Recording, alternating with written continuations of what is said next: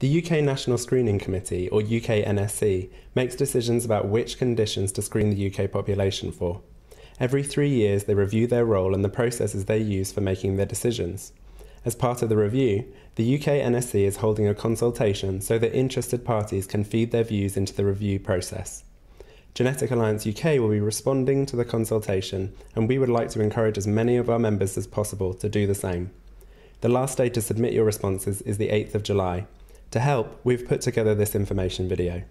So first of all, what is the UK National Screening Committee? The UK NSC was established in 1996 in order to advise ministers and the NHS in all 4 countries of the UK about which conditions there should be a national screening programme for. They also help to put in place the screening programmes they recommend. The aim of screening programmes is to diagnose medical conditions earlier than they might otherwise be detected. It can be quite difficult to decide whether screening programmes will offer benefit to the whole population. Sometimes tests cannot be very accurate, and screening might result in some people not being diagnosed or being initially diagnosed by mistake. The job of the UK NSC is to decide whether the benefits of early diagnosis outweigh these risks and the cost of putting the screening programme in place. A number of screening programmes are in place in the UK, including tests for pregnant mothers, newborn babies, young people and adults. Although the UK NSC makes UK-wide recommendations, it is up to each country of the UK to determine when and how to put those policies into practice. This means that there will be some differences in which screening services will be available depending on whether you live in England, Northern Ireland, Scotland or Wales. After the UK NSC recommends a screening programme, it often takes a number of years to get it up and running. Here is a list of the UK NSC recommended screening programmes currently ongoing in the UK. There are also some screening programmes that operate in England, even though they were not recommended by the UK NSC. These include vascular screening in adults over the age of 40, chlamydia screening in adults, and prostate cancer screening in men over the age of 50. This consultation is part of the UK NSC's review that is carried out every 3 years. It provides a great opportunity for those interested in how decisions about screening are made in the UK to have their say. In the consultation, the UK NSC is particularly interested in having stakeholders' views on who sits on their decision-making committee, their remit and how that might change in the future, and the criteria they use to help make judgments about whether a screening programme should be introduced or not. In their documentation, the UK NSC refers to this consultation as an independent review, but it is perhaps worth keeping in mind that nearly a third of the working group that have been formed to oversee the review are also themselves full-time members of the UK NSC committee. The UK NSC consultation is an online survey. You can find more information about the consultation using the links below or go straight to the survey itself. You may find it helpful to have a look through the survey before you fill it in, and you can download a copy of the survey to look at. Genetic Alliance UK have also produced a brief summary of the information in this video that you might find helpful when thinking about your response. Remember, the last date that you can submit your responses to the survey is July the 8th. The survey is quite long, but don't worry, you don't have to answer all the questions, just those that you think are important to you. Although the UK NSC is responsible for a huge variety of screening programmes, this video will focus on their role in making decisions about newborn screening. We feel that this is the area that is most relevant to the patient group membership of Genetic Alliance UK and where our experience lies. The video will explore some of the key issues raised by the consultation using interviews and case studies to help illustrate the issues more clearly. The video will cover 4 main topics: who sits on the UK NSC committee, how the UK NSC engages with stakeholders, including patient groups, the criteria the UK NSC uses when considering new screening programmes, and the types of evidence the UK NSC considers in their appraisals. The UK NSC has to consider all sorts of different screening programme proposals from newborn to adult, and from rare inherited conditions to hearing tests and cancer. It has a very broad remit. So who sits on the UK NSC? There are 19 members of the UK NSC committee, 4 public health consultants, 4 government representatives from the devolved nations, 4 medics including GPs and consultants, 3 user representatives, 2 UK NSC employees, a lawyer and a health economist. It is likely that as technology develops, like advances in genetic testing, the number and type of screening proposals that the UK NSC will be asked to consider will increase. For newborn screening, many of these are likely to include metabolic and rare inherited disorders. Does the UK NSC committee, as it stands, have the breadth and depth of knowledge and expertise required to cope with such a broad remit? Can the same committee make equally high-quality decisions about newborn screening proposals and other, very different types of screening, like screening for bowel cancer in adults over 50? In the consultation, the UK NSC recognises that perhaps it does not have sufficient expertise in considering the ethical implications of a screening programme in all cases. They ask whether stakeholders agree that the UK NSC would benefit from having additional ethical expertise on the panel or, more interestingly, from being able to bring together a group of experts on social, ethical and legal issues that could provide advice. This may be a step in the right direction and could be a model that could be replicated to ensure that, when they need it, the UK NSC can call on experts in other fields, for example genetics. With the development in genetic technology, having an in-depth understanding of the logistics and future cost-effectiveness of genetic testing, as well as the social, ethical and legal implications of identifying a genetic condition for the individual and their family, will be crucial for making high-quality decisions about new screening programs. Being able to call upon experts in a particular disease area for advice is a feature of the new NHS England model for commissioning specialised services. They have established clinical reference groups with representation from expert clinicians and patient groups to provide recommendations to NHS England about specialised services in their area of expertise. Perhaps this is a model that the UK NSC could replicate or even tap into. So how does the UK NSC engage with its stakeholders? The UK NSC says it identifies its stakeholders in a similar way to NICE. As a stakeholder, you are able to put together and submit a proposal for a new screening programme. This involves producing a document for the UK NSC committee that collates all the available evidence and information relevant to the UK NSC's decision-making criteria. While this process is in place, it does not appear to be used that often. The UK NSC says requests are sometimes made to the UK NSC to consider screening for a condition, which they are happy to accept, on the basis that an initial attempt is made to assess the condition against the screening criteria. We will get on to discussing the UK NSC's criteria in more detail later, but it is of note that the UK NSC currently provides very limited guidance on how best to develop these submissions. The UK NSC also has quite restrictive guidelines about who it will consider as a stakeholder. In order to qualify, you must be a patient or professional group working at a national level, which means that you either work UK-wide, cover one of the home nations, or that you are a UK branch of an international organisation. Particularly in the field of rare diseases, where patient groups may be small and only function at a very local level, this definition may present a significant barrier to their ability to become involved in the UK NSC. So as a UK NSC stakeholder, what is your role in the screening programme appraisal process? This diagram shows the process the UK NSC follows for reviewing the evidence for a screening programme. As you can see, it is not clear how much involvement even registered stakeholders have in the UK NSC's decision-making. Only UK NSC staff are involved in producing the summary of research evidence that could support a new screening programme. This is only made available for external review if the UK NSC Director of Programmes decides that this is necessary.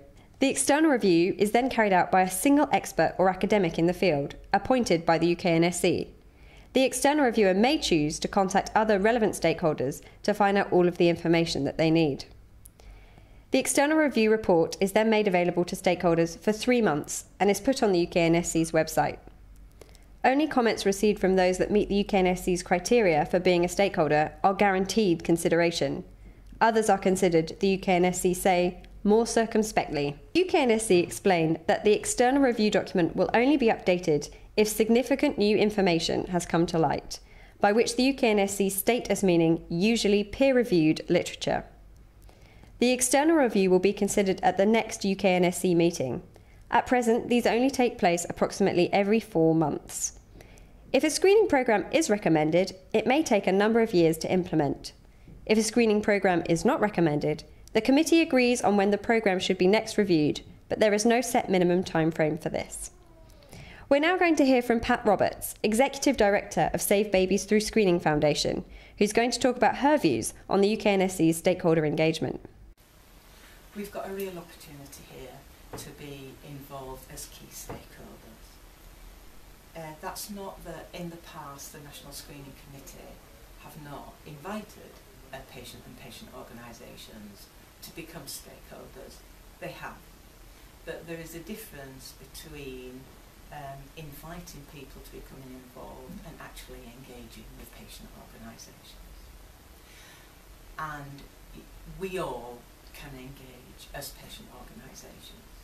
The way that the National Screening Committee moves forward has got to make it a lot simpler and a lot easier to enable us to do that. We cannot do this alone without the help of the scientists and the clinicians and the health professionals. They're the experts. But there are some fundamental problems in that, as the National Screening Committee themselves have said, that they don't actually advertise when they are considering newborn screening for a particular disorder. They do not have a feasible business plan which would help us, all of us, to know what they were going to consider in the future and when, to enable us to approach them and to become actively involved. Patient organisations do not have the access to the funding, so it's not simply that, as the National Screening Committee guidance would say, that anybody can make submissions. The fact is that patient organisations need the engagement, they need the health professionals, but they also need money to be able to put proposals forward. So there's a whole area around that to actually engage and facilitate things for us all that would be very helpful in the way that, you know, we move forward with the screening committee.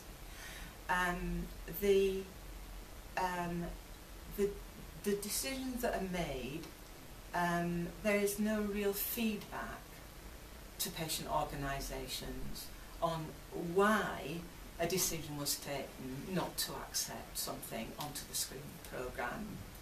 There is no right of appeal, and it's not a question of actually trying to have a body there to help you appeal after the event.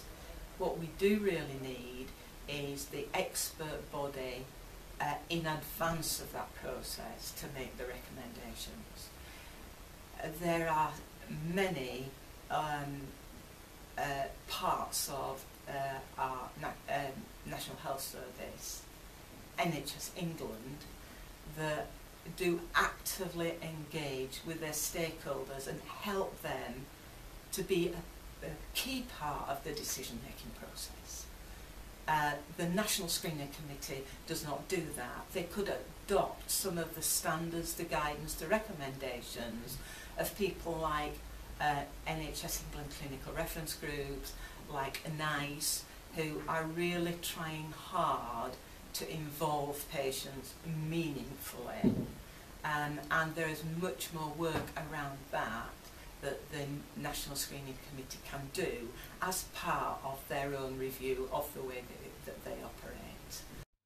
One way the UK NSC suggests improving stakeholder engagement is by introducing a regular formal call for proposals from stakeholders.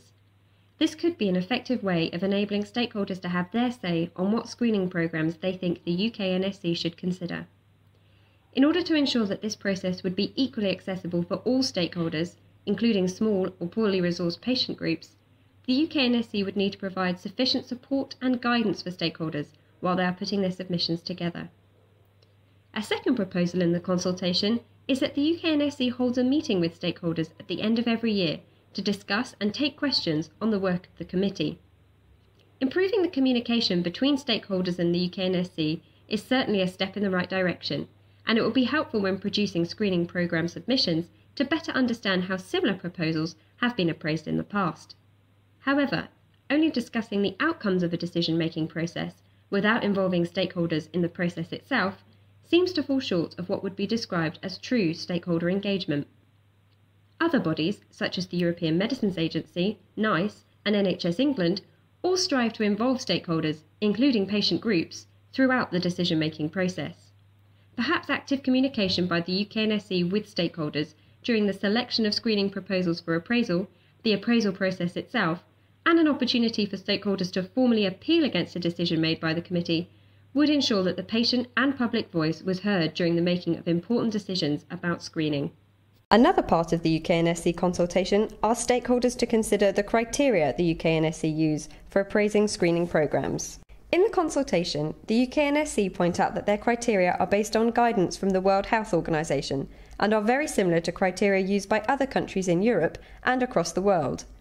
The WHO criteria has changed very little from when it was set in 1968, and while much of the criteria is still relevant, it may be that changes in technology and social attitudes mean that some of the criteria need updating. It is interesting to note that although the UK NSC's criteria are similar to those used by other countries, the actual screening programmes that are in place varies widely from country to country, even within Europe. You can see the differences clearly in this graph. It shows how many newborn screening programmes were in place in different countries in Europe in 2012. Since 2012, the UK has added a further 4 conditions to their newborn screening programme after carrying out a year-long pilot scheme. We have included a full list of the UK NSC's criteria in our downloadable summary sheet, so that you can see what you think of them. But in this video, we are just going to focus on a few that we think are particularly important.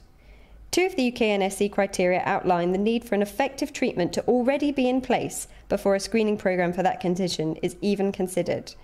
They ask for there to be evidence that early diagnosis and early treatment would lead to better patient outcomes and that clinical management of the condition after diagnosis has already been optimised. The aim of the criteria is to ensure that the infrastructure is already in place that would enable an individual to benefit from early diagnosis by receiving earlier treatment and care. But could these criteria overlook other issues or opportunities? By only considering screening for conditions with an effective treatment, the criteria overlook the potential benefit that could be gained from anticipatory care. This is where there is some treatment or care available that isn't a cure, but that may help improve a patient's physical or psychological health and well-being, or delay the onset of more severe symptoms. By being better informed, a diagnosis can give patients and their families time to come to terms with their child's conditions and can empower them to make better decisions about where they live, what school they choose, or personal choices about the future of their family. When making their decisions, the UK NSC normally only considers the direct benefits that screening and early diagnosis will have on an individual being screened. In this consultation, the UK NSC has asked whether it should also consider benefits beyond the individual. This may allow the UK NSC to take into account how a whole family can benefit from early diagnosis by having the knowledge and time to think and plan. Another issue that these criteria raise is the timeliness of screening programmes being made available. There are inherent delays in the UK NSC's process from the time it takes for the committee to consider a new screening programme to making a recommendation to then having that programme implemented. The UK NSC says that implementation itself can take a number of years. If a new treatment already has to be in place before the UK NSC will consider a screening programme, then there will be an even further delay between a new treatment being made available and having a screening programme put in place. This could mean that many children will miss out on a potentially life-saving early diagnosis. Could and should the criteria be amended to try and address this situation? It has been suggested that the UK NSC should take a horizon scanning approach, so that their decisions are not made on what clinical management for a condition looks like today, but what it might look like in the near future. This might help to ensure that a new treatment and a screening programme become available at the same time. A case study that demonstrates many of these potential benefits is muscular dystrophy. Muscular dystrophy is a severe, progressive and life-limiting muscle-wasting disease, but it can go undiagnosed for many years. Currently, there is no cure, but new treatments are in the pipeline, and for some boys, early treatment with corticosteroids can help to keep them out of a wheelchair for longer. The UK NSC does not currently screen newborns for muscular dystrophy. We are going to hear now from Jane Field, the mother of Murray Field. Murray was diagnosed with Duchenne muscular dystrophy when he was 7.5 years old, after he was misdiagnosed with dyslexia, dyspraxia, ADHD and autism spectrum disorder for 3 years. Had he been diagnosed earlier, he would have had access to relevant treatment, and Jane and her family would have been relieved from many stressful years of not knowing. In the following video, Jane tells us what early diagnosis would have meant for her and her family. So what would early diagnosis have meant for us? Well, he could have started steroids earlier, and that would have given him maybe 2 to 3 years extra of ambulatory life.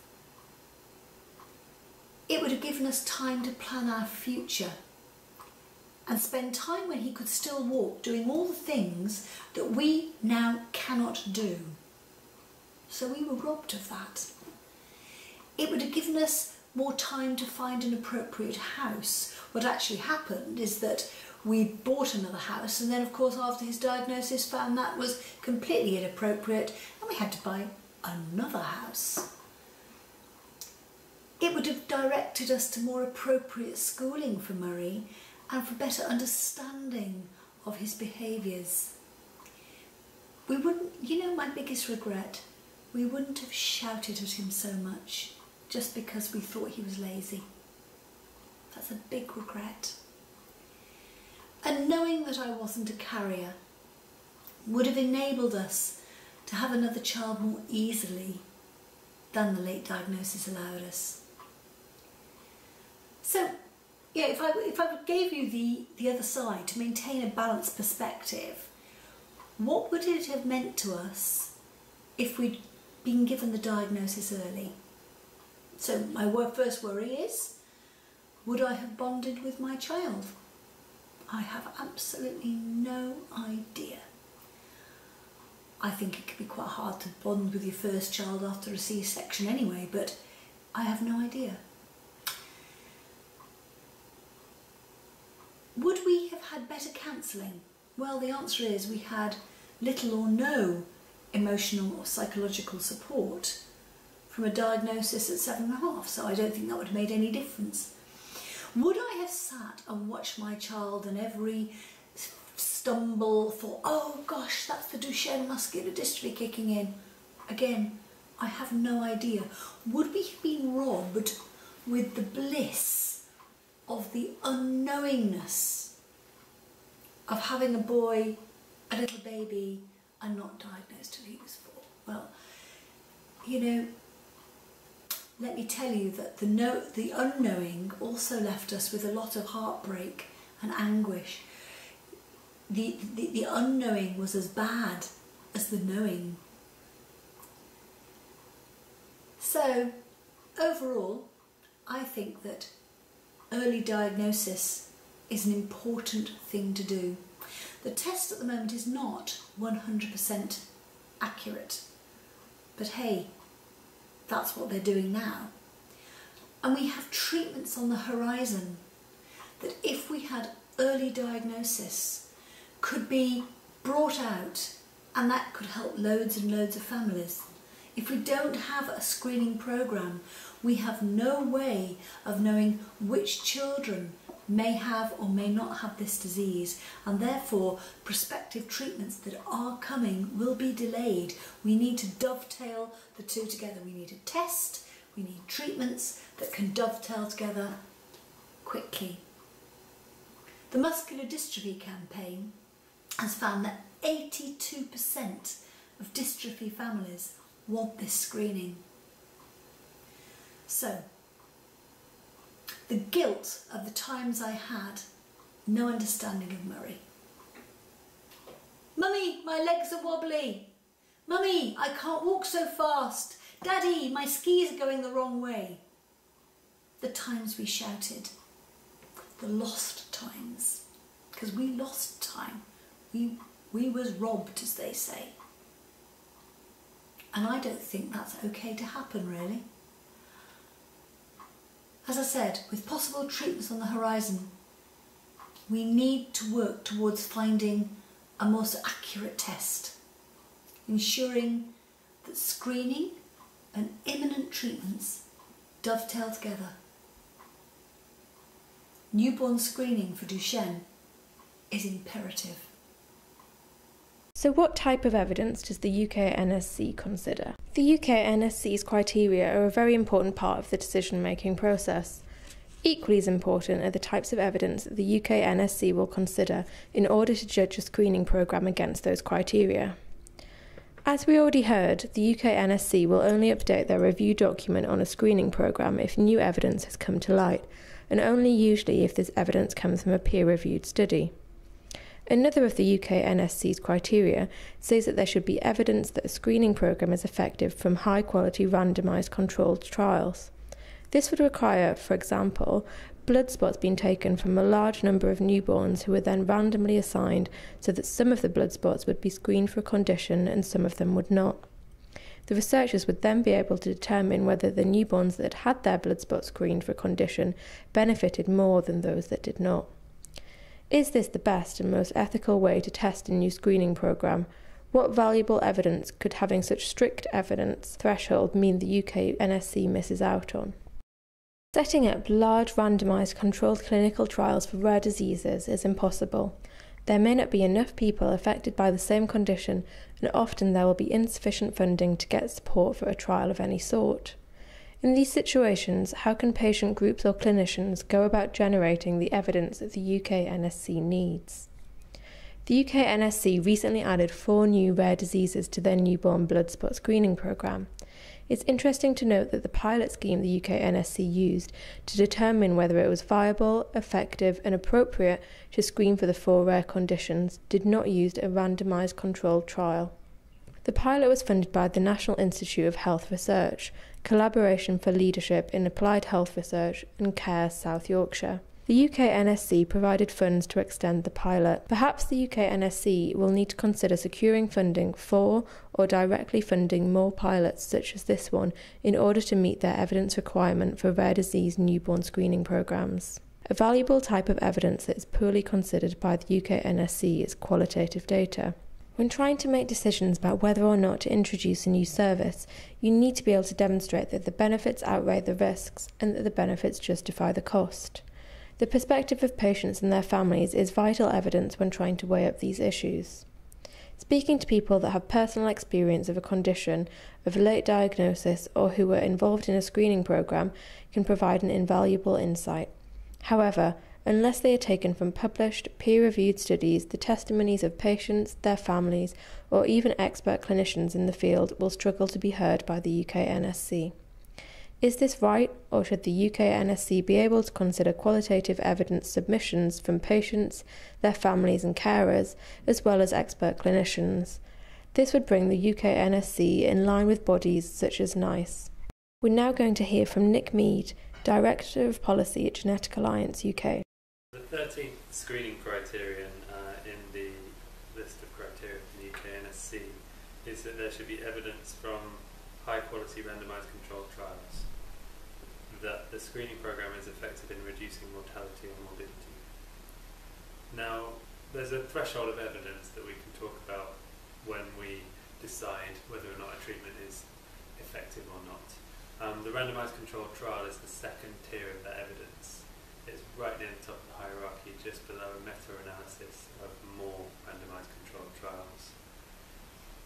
Now, it's well known in the rare disease community, and most newborn screening programs will be for rare diseases, that it's quite hard to do a randomised controlled trial on a population with rare diseases.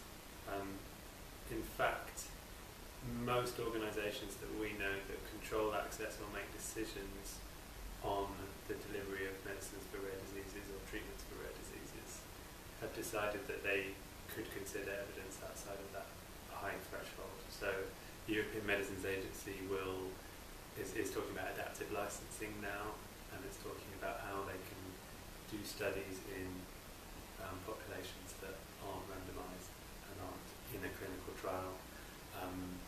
NICE are talking about their highly specialised technology programme that will take evidence that is not necessarily from a clinical trial. And NHS England has an awful lot of routes for patient voice to be heard. Now, other evidence that the UK NSC will consider has to be peer-reviewed.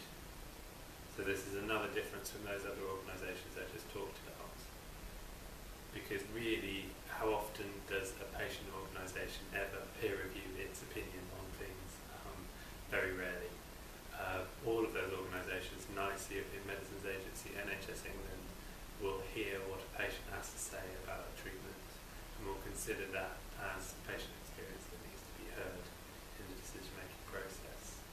these two requirements, one, that the core evidence for a treatment for a screening programme is a randomised controlled trial, and secondly that any other evidence is peer reviewed, is a major barrier for the patient voice to be heard in decisions about screening programmes. The UK NSC has a very broad remit. Could it benefit from convening expert groups?